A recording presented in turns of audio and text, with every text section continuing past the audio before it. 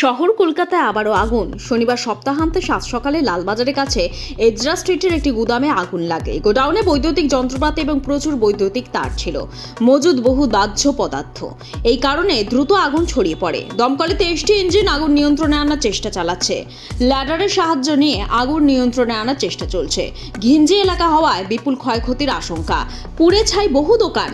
আরও ইঞ্জিনের দরকার হতে পারে বলে জানা গেছে। স্থানীয় সূত্রে খবর, শনিবার ভোর 5টা নাগাদ এই গুদামে আগুন লেগে যায়। কেউ কিছু বুঝে ওঠার আগে আগুনের লেলিহান শিখা গ্রাস করে আকাশ। চারদিক ঢেকে যায় কালো ধোঁয়ায়। কিভাবে এই আগুন লাগলো তা এখনো স্পষ্ট নয়, তবে বৈদ্যুতিক সামগ্রী থেকেই আগুন লেগেছে বলে প্রাথমিকভাবে মনে করা হচ্ছে। যারা ব্যবসা করছেন তাদেরকেও কিছু দায়িত্ব থাকতে হবে।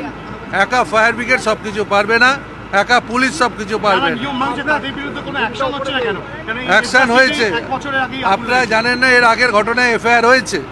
যদি কোনো জায়গায় দেখা যায় যে আইন ভেঙে কিছু হয়েছে, আইনের যা ব্যবস্থা আছে সেটা গ্রহণ করা হবে। সব সাবজেক্টে আমার মধ্যে পড়ে না, কিছু কিছু পার্ট কর্পোরেশনে আছে, কর্পোরেশনও জানে, তারাও চেষ্টা করছে। বড় মাননীয় মুখ্যমন্ত্রী ফিরহাদ হাকিমকে বলেছি, আমি নিজে শুনেছি যে এইগুলো ব্যবস্থা নেওয়ার জন্যে আগামী দিনে নিশ্চয়ই কর্পোরেশন সেই ব্যবস্থাগুলো নেবে। পদ্মোষ পাঠকের সঙ্গে আমার কথা হয়েছে। রাজনীতির কোনো বিষয় না, একটা ইনসিডেন্ট যখন কোনো ঘটে সকলকে মিলে সেখানে সহযোগিতা করতে হয়। এখানে এসেছি, সুজিত বোস আমাদের দমকল মন্ত্রী, উনি অলরেডি এসে দমকলের ব্যাপারটা দেখে গেছেন। যেটা বড়বাজার এলাকায় হয়, এনক্রোচমেন্ট অফ ব্ল্যাকটপ, সেইটা করে যারা হকার ভাই তারা ব্যবসা করে। ব্যবসায়ীদের প্রধান অভিযোগ হচ্ছে যে এখানে পার্কিং এবং হকার এমনভাবে বসে যে এই দমকলের গাড়ি ঢোকাতে গেলে ওদেরই দৌড়দৌড়ি করে ওগুলোকে সব সরাতে হয়েছে। আর সেকেন্ড আমি এসে যেটা দেখলাম, এটা কেউ বলেনি যে সেখান থেকে এই যে ওয়্যারিং, এই ওয়্যারিংটা খুব বিপজ্জনক। আমি সিএসসিকেও ডাকবো, দমকলও আসবে, এইখানকার ব্যবসায়ী সমিতিরাও আসবে, কর্পোরেশন থাকবে, পুলিশ থাকবে, যাতে বড়বাজার এলাকায় যারা ব্যবসা করেন তারা যাতে সুষ্ঠুভাবে করতে পারে।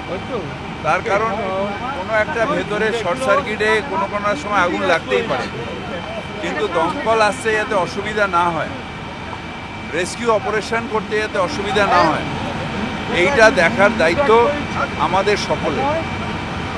সেই কাজটা আমরা এই নেক্সট উইকে একটা মিটিং ডাকবো, ডেকে এটা একটা ব্যবস্থা করব এবং পুলিশের সহযোগিতা চাইব। এবার যখন ইল্লিগাল কনস্ট্রাকশন হয়, হতে পারে ইল্লিগাল, আমি চ্যালেঞ্জ করছি না। এত পুরনো বাড়ি, ভেতরে কেউ ফ্লোর বানাচ্ছে, কেউ বানাতে পারে, কিন্তু যখন হয় তখন কেউ খবর দেয় না। সুতরাং এটা আমার এক্ষুনি জানার কথা নয় যে কোনটা ইল্লিগাল আর কোনটা লিগাল, কারণ এগুলো সব পুরনো বাড়ি, 100 বছর 150 বছরের বাড়ি। এই বাড়িতে কতটা লিগাল কতটা ইল্লিগাল সেটা কর্পোরেশন যতক্ষণ না বিল্ডিং ডিপার্টমেন্ট আসবে জানতে পারবে না। সুতরাং এটা নিয়েও আমরা যেহেতু কর্পোরেশনে যে মিটিংটা ডাকবো তাতে এটাও থাকবে যে যদি কেউ ফ্লোর করে তার মধ্যে আবার মেজানাইন ফ্লোর করে, সেখানে যদি কোনো রকম বিপদ হয় তাহলে দমকল যদি সেখানে ঢুকতে না পারে তাহলে তো নিশ্চিতভাবে এটা চিন্তার বিষয়। কাউন্সিলরের কাজ করেছে, কাউন্সিলরের সাথে আমার মাসে অন্তত 2বার দেখা হয়, কোনোদিন আমাকে বলেন। ব্যুরো রিপোর্ট, লটারি সংবাদ।